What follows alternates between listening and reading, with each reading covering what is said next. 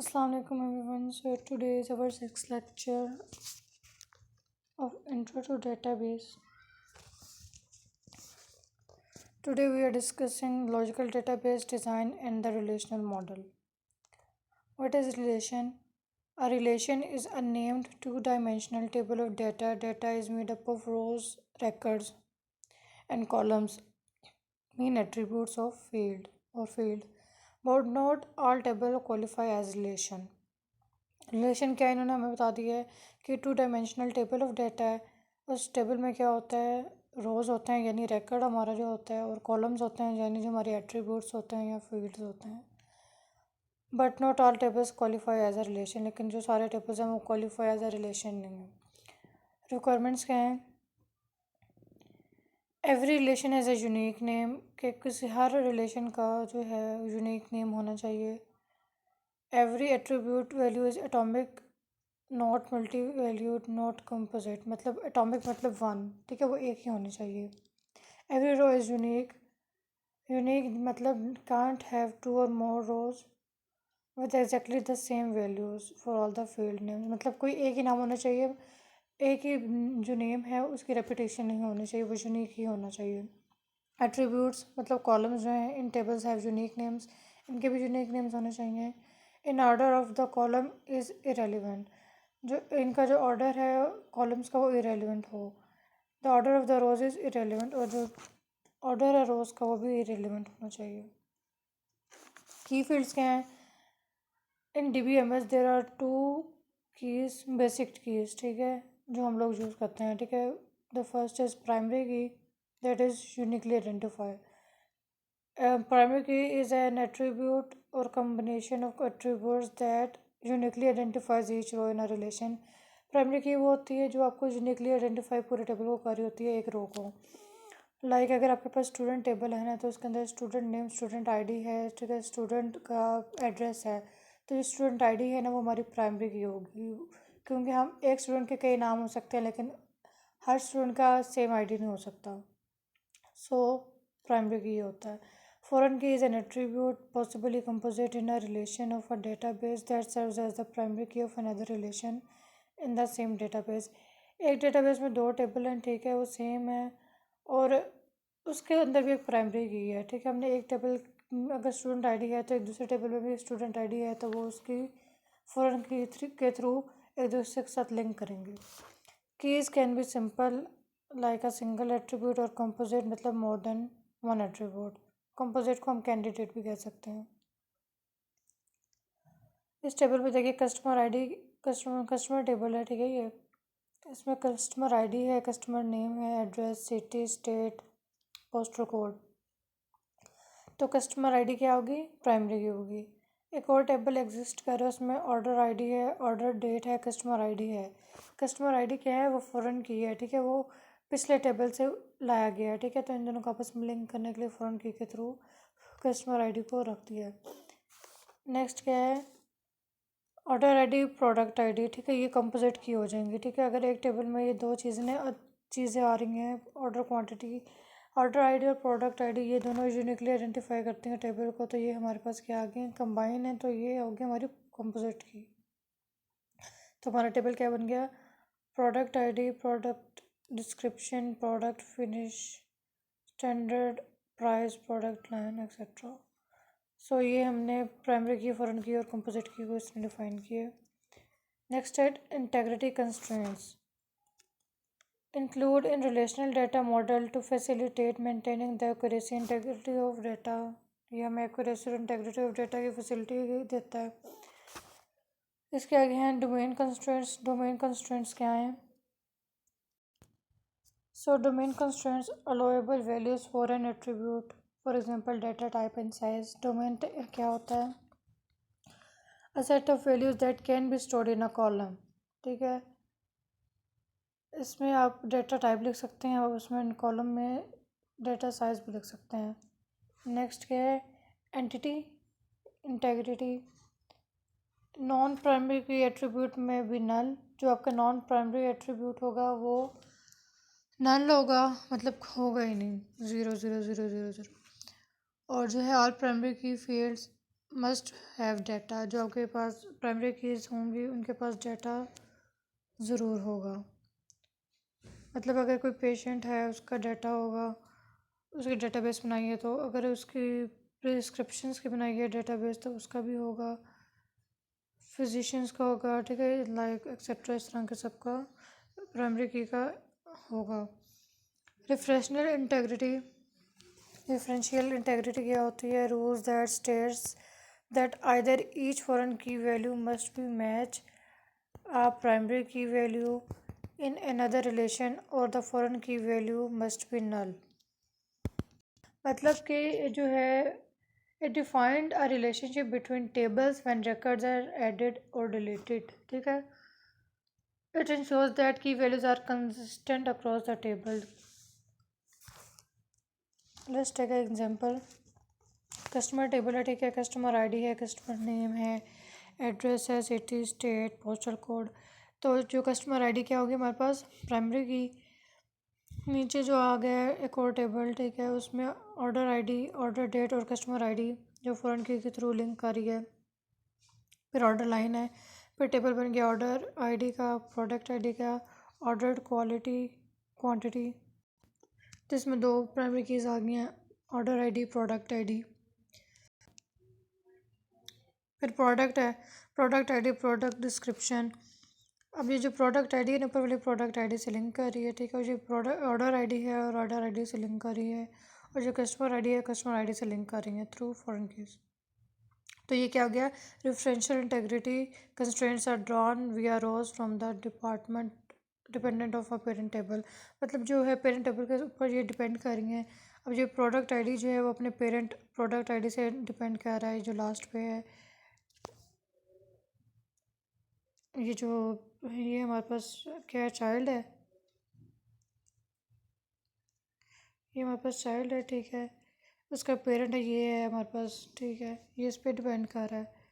फिर उसके बाद जो है जो ये भी हमारा इसका चाइल्ड है, इस वाले ऑर्डर का आईडी का, ठीक है, और ये जो है इसके बाद कस्टमर है, ये भी चाइल्ड है जो डिपेंड कर रहा है इस कस्टमर से।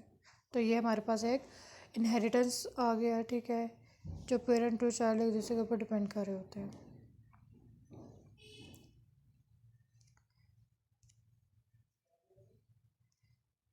Well structured relations, well structured relations हैं a relation that contains minimal data redundancy duplication। मतलब इसमें मिनिमम हो allows user to insert delete and modify rows without causing data inconsistencies और anomalies। मतलब कि ऐसा स्ट्रक्चर रिलेशन के लिए जो है डाटा उसका जो है एनोमलीज नहीं होनी चाहिए। There are 3 types of anomalies: insertion, deletion, modification. Modification mean updation. So insertion anomaly क्या है कि adding new row forces user to create duplicate data.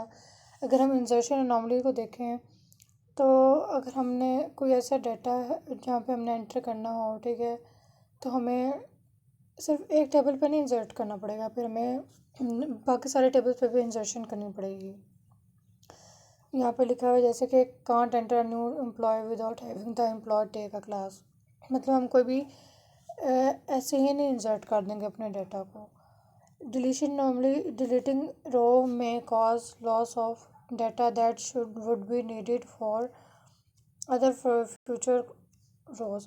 मतलब अगर हमने कोई एक रो डिलीट कर दी है, ठीक है, तो if we delete employee 140 we loss information about the existence of a tax account class.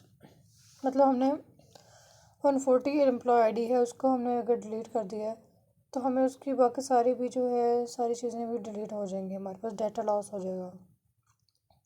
Modification anomaly यानी updation, changing data in a row forces change to the order rows because of duplication. मतलब giving a salary increase to employ 100 forces us to update multiple records. अगर हम लोग 100 ID number 100 है, ठीक है, employ number जो है उसके आईडी नंबर 100 है, उसकी हम सैलरी इंक्रीज करते हैं, हम उसमें मॉडिफिकेशन करें, ठीक है, तो हमें फिर पूरा डाटाबेस को अपडेट करना पड़ जाएगा। तो ये ना इन एनोमलीज से बचना चाहिए। वह स्ट्रक्चर रिलेशन क्या है? एम्प्लॉय आईडी है, ठीक है, उसका एम्प्लॉय कोर्स का टेबल दिया हुआ इन्होंने हमें, तो इसी तरह इसमें सारी एनोमलीज लगाई हुई हैं इन्होंने। Employee name, department name, salary, ठीक है। फिर आईडी है, कोर्स टाइटल है, data completed, sorry date completed. तो ये हमारे पास एक स्ट्रक्चर टेबल आया हुआ है। फिर है transferring ER diagram into relations. इसमें क्या है, mapping regular entities to relations, simple attributes.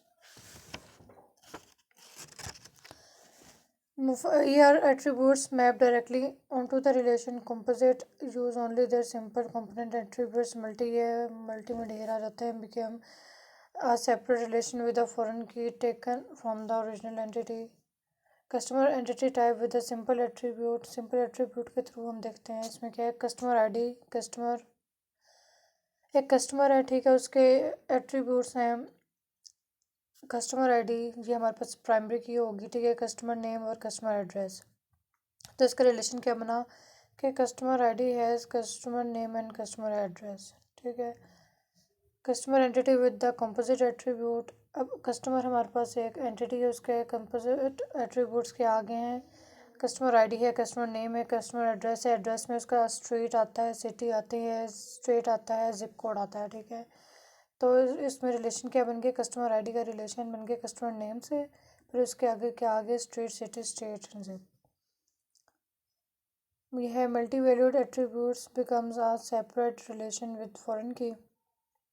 Employ है, ठीक है, हमारे पास एंटिटी, उसका एम्प्लॉय आईडी है, एम्प्लॉय नेम है, एम्प्लॉय एड्रेस है, और उसके जो डिराइव्ड एट्रीब्यूट जो आ गया है उसके पास आ गया स्किल आ गया, ठीक है क्योंकि ये डबल ओवल में। So multi value attributes become a separate.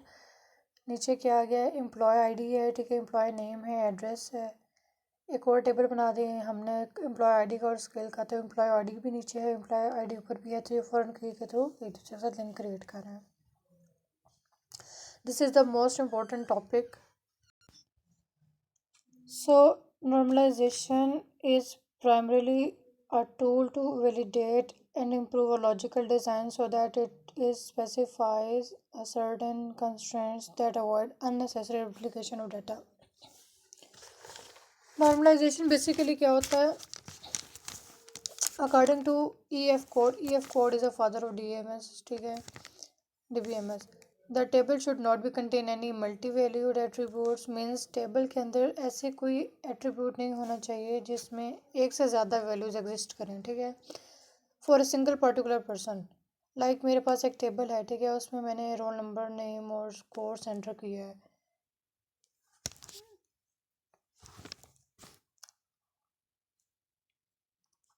Sorry, ये नॉर्मलाइजेशन बेसिकली क्या होती है, एक टेक्निक है, ठीक है, it is a technique to remove all redundancy from a table.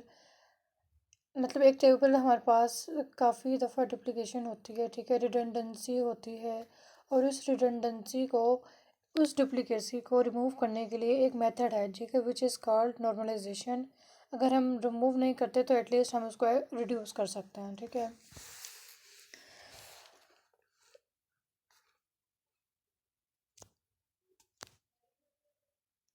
So we can say that the process of producing a simpler and more reliable structure of database is called normalization.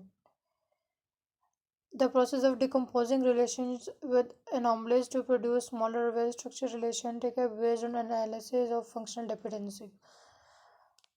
So, functional dependency क्या होती है? A relation between attributes. It means that if a value of one attribute is known, it is possible to obtain the value of another attribute. मतलब अगर आपको एक attribute की value पता है तो आप उसको, उसका possible way निकल आता है कि आप अगली attribute की भी value बता सकते हैं। Functional dependencies and keys. Functional dependency, the value of one attribute, the determinant determines the value of another attribute. वही बात होगी, रिलेशनशिप इसमें क्रिएट हो गया। For example employ ID, name, department, salary. So इस एम्प्लॉय आईडी जो है department name और नेम ऑफ सैलरी और सैलरी पे डिपेंड कर होता है। कैंडिडेट की यूनिक आइडेंटिफायर होता है, ठीक है, वन ऑफ द कैंडिडेट की विल बिकम द प्राइमरी की। For example there are both credit number and HKID in a table. In the case of both are candidate keys. मतलब एक table पर दो प्राइमरी की आते हैं तो उसको कैंडिडेट कीज कहते हैं। ईच नॉन की field is functional dependent on every candidate पे। ठीक है, आगे हम पढ़ेंगे कि फंक्शनल जो नॉन की एट्रीब्यूट्स हैं वो क्या हैं। द पर्पज़ ऑफ यहाँ पे देखें, the purpose of normalization is to make the database design efficient in performance, reduce the amount of data if possible. It makes the database design free of update, insertion, and deletion anomalies.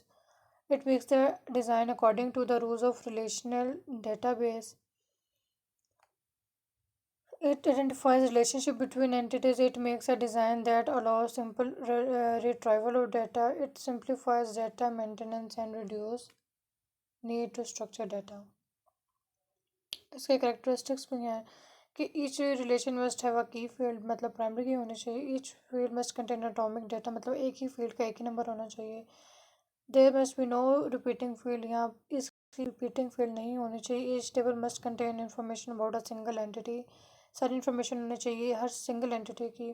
Each field in a relation must depend on key field, primary key पे डिपेंड करनी चाहिए। ठीक है, all non key must be mutually independent, ये mutually independent होने चाहिए। Sir here is the normalisation form. First normal form, ठीक है, फर्स्ट नॉर्मल फॉर्म क्या है? रिमूव मल्टी वैल्यूड एट्रीब्यूट्स, ये जो है मल्टी वैल्यूड एट्रीब्यूट्स को रिमूव करता है। ठीक है, सबसे पहले तो हमारे पास टेबल ही अननॉर्मलाइज्ड फॉर्म में होता है। ठीक है, फिर हम इसको फर्स्ट नॉर्मलाइज्ड फॉर्म में करते हैं। ठीक है, इसमें रिमूव रिपीटिंग वैल्यूज़ करते हैं, रिमूव रिपीटिंग ग्रुप्स करते हैं, और इसमें जो है एटॉमिक वैल्यू होती है। Second normal form remove partial dependency. ठीक है, मतलब जो होता है ना, हमने पार्शियल होता है हाफ, ठीक, हमने इसकी डिपेंडेंसी को हाफ कर देना होता है इसमें। फिर जो है थर्ड है रिमूव ट्रांजिटिव डिपेंडेंसीज, फिर आता है बॉयस कॉर्ड फॉर्म, फिर फोर्थ नॉर्मल, फिफ्थ नॉर्मल। हम फर्स्ट थ्री नॉर्मल फॉर्म्स को डिस्कस करेंगे। फर्स्ट नॉर्मल फॉर्म क्या है? No multi valued attributes, every attribute value is atomic. ठीक है, all relation are in first normal form, मतलब कि जो है the table should not contain any multi value attribute, means table के अंदर ऐसे कोई एट्रीब्यूट नहीं होना चाहिए जिसमें एक से ज़्यादा वैल्यूज एग्जिस्ट करती हों for a single particular person.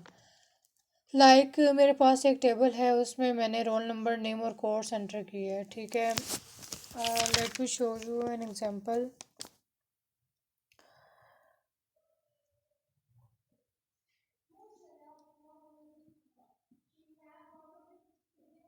Let's suppose ये मेरे पास एक स्टूडेंट का टेबल है। ठीक है, ये अननॉर्मलाइज्ड फॉर्म में है। इसके अंदर रोल नंबर है, नेम है, कोर्स है। ठीक है, रोल नंबर क्या है? 1 2 3। नेम है अली उमर जैन। कोर्स हमारे पास अली का है जावा और C++। उमर के पास कोर्स है सी, और जो जैन के पास है वो C और DBMS है। तो इस तरह नहीं होना चाहिए। ये जो फॉर्म है टेबल बना हुआ, ये गलत है। इसको नॉर्मलाइज्ड फॉर्म में करने के लिए हमने क्या किया है, रोल नंबर है। ठीक है, रोल नंबर के सब्जेक्ट्स दो हैं, तो हम लोगों ने दो सब्जेक्ट्स लिखने के लिए दो दो रोल नंबर एंटर कर दिए।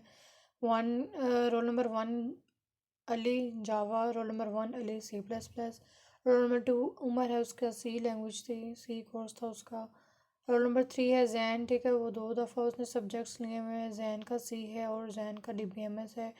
तो ये हमारे पास फर्स्ट नॉर्मलाइज फॉर्म में आ गया है। हमारे पास इसकी जो प्राइमरी की है वो हमारे पास क्या बनती है, रोल नंबर। तो ये फर्स्ट नॉर्मल फॉर्म में हमारे पास डाटा आ गया है, ये देखें। So the next is second normal form. One first normal form plus every non-key attribute is fully functional dependent on the entire primary key. Every non-key attribute must be defined by the entire key, not by only part of the key. No partial functional dependencies. So second normal form कहती है कि table और relation must be in first normal form. The non prime attribute should be fully functionally dependent on candidate key. So let's take an example of second normal form. हमारे पास ये customer का table है। ठीक है, customer ID है हमारे पास। ठीक है, 1 1 2 3 4। उसका है स्टोर आईडी है 13123। लोकेशन है हमारे पास सरगोदा, लाहौर, सरगोदा, फैसलाबाद, इस्लामाबाद। ठीक है। जो कस्टमर आईडी है और जो स्टोर आईडी है ये हमारे पास प्राइमरी की हैं दो। तो जब ये दो प्राइमरी की आ जाती हैं that is equal to composite key यानी कैंडिडेट की। ठीक है। उसके बाद जो हमारे पास लोकेशन आई है ना वो है हमारे पास नॉन प्राइम एट्रीब्यूट। ठीक है। जो लोकेशन है हमारे पास वो है नॉन प्राइम एट्रीब्यूट। सो अब हम इसको सेकंड नॉर्मल फॉर्म में कैसे करेंगे। दो टेबल बनेंगे। ठीक है। अब हमारे पास एक हमारे पास टेबल होगा कस्टमर आईडी का और एक हमारे पास बनेगा और साथ होगा स्टोर आईडी का। दूसरा टेबल हमारे पास बनेगा स्टोर आईडी और लोकेशन का। ठीक है। अब हमें जैसा कि हमें इन्होंने सेकंड नॉर्मल फॉर्म में कहा है कि every non key attribute must be defined by the entire key not by the part of the key. So customer ID and customer store ID का एक टेबल बनेगा और ये सेकंड नॉर्मल फॉर्म में बन गए हैं, हो गई है। और इसमें एक और है जी, इसमें इन्होंने हमें कहा है कि non prime attribute are fully functional dependent on each other. तो लोकेशन हमारे पास नॉन प्राइम एट्रीब्यूट है।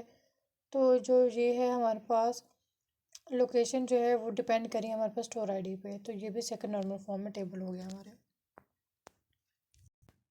सो in customer table two keys are primary we can say that composite or candidate key according to the rule of second normalization form every non-primary key attribute should be dependent on primary key. So here location is a primary key जैसा मैंने आपको example दिखाई है and fully dependent on candidate की।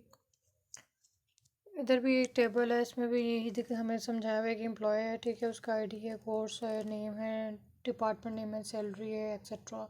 सो employee जो है there is no second normal forms. Employee ID है, उसका टाइटल है, date completed, ID, name of department, salary etcetera. तो इसको हमने सेकंड नॉर्मल फॉर्म में कैसे किए, employee ID, name of department और सैलरी की एक बना दी है। और ये एक दूसरी सारी primary keys employee ID, course, title और ये डेट कंप्लीटेड जो है ये एक अलग टेबल बन गया। ठीक है। एम्प्लॉय आईडी और दूसरे एम्प्लॉय आईडी एक दूसरे पर डिपेंड कर रहे हैं तो ये फंक्शनल डिपेंडेंसीज हैं। So the third normal form, second normal form plus no transitive dependencies. One attribute functionally determines a second, which is functionally determine a third. Transitive dependency or functional dependency between two or more non-key attributes.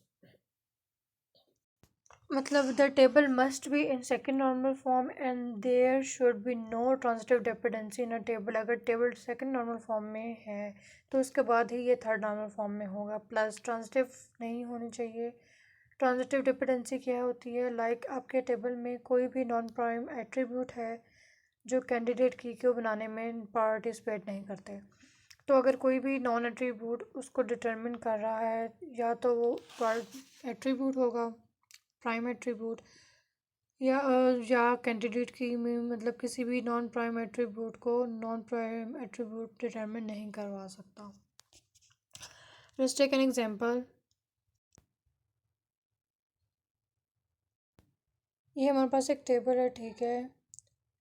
Student का। ठीक है। इसमें roll number है, city है और state है। ठीक है। रोल नंबर 1345, स्टेट है Punjab Sindh, Punjab, NWFP and Balochistan, city है सरगोदा, कराची, सरगोदा NWFP की कोई सिटी और बलोचिस्तान की। तो एक टेबल में दो ऐसे स्टूडेंट एग्जिस्ट कर रहे हैं जो पंजाब के शहर सरगोदा से बिलोंग करते हैं। तो इसमें हमें क्या पता चल रहा है, इसमें हमें ये पता चल रहा है कि प्राइमरी की इज़ रोल नंबर। तो मैं रोल नंबर से पता लगा सकती हूँ कि दो ऐसे स्टूडेंट्स हैं जो पंजाब की सिटी सरगोदा से हैं। ठीक है। हमारी कैंडिडेट की हमारे वो नॉन प्राइम एट्रीब्यूट जो है वो स्टेट है वो। ठीक है। उसे डिटरमिन कर रहा है। तो जो रोल नंबर है वो स्टेट से डिटरमिन कर रहा है। ठीक है। और जो स्टेट है वो सिटी से। सो ये हमारे पास थर्ड नॉर्मल फॉर्म में इस तरह ही आ जाएगा। सो इधर भी ये टेबल है, सेल का टेबल है, customer ID, name, sale person, region. फिर इसके ट्रांसलेट डिपेंडेंसी आई हुई है customer ID, name, sales person और रीजन की। ठीक है। सेल पर्सन और रीजन की हो रही है। Customer ID depend on sale person depend on region, ठीक है। ये और फिर इसके बाद जो है ये जो टेबल है ये सेकंड नंबर फॉर्म में हो चुका है यहाँ पे। और फिर इसके बाद रिमूविंग अ ट्रांजिटिव डिपेंडेंसी इन्होंने कर दिया है, दो टेबल बना दिए हैं, सेल्स के और सेल पर्सन के। कस्टमर आईडी हमारे पास वो है प्राइमरी की, नेम्स हैं, फिर सेल पर्सन हैं, फिर यहाँ पे सेल पर्सन है वो हमारे पास यहाँ पे क्या आ गया है प्राइमरी की, और ये यहाँ पे रीजन आ गया है। ये क्या, removing a transitive dependency decomposing the sale relation. अब इसको थर्ड फॉर्मल फॉर्म में क्या किया, सेल पर्सन है और रीजन, और इसके पास कस्टमर आईडी है, नेम और सेल पर्सन। तो जो सेल पर्सन और नीचे वाला सेल पर्सन जो है वो डिपेंड कर रहे हैं, ठीक है। सेल पर्सन और रीजन एक दूसरे पे कर रहे हैं, जो नीचे वाला सेल पर्सन है वो लिंक कर रहा है ऊपर वाले सेल पर्सन से। So customer ID to name and customer ID and sale person, note the transitive dependency both relations are in third normal form, मतलब ये थर्ड नॉर्मल फॉर्म में हो गई है। So I know this is a very complex topic, बहुत ही अजीब है। आप इसके प्रैक्टिस करें नॉर्मल फॉर्म्स की। अगर आपको if anybody have query regarding this video and these topics, so message me on Edmodo. Thank you.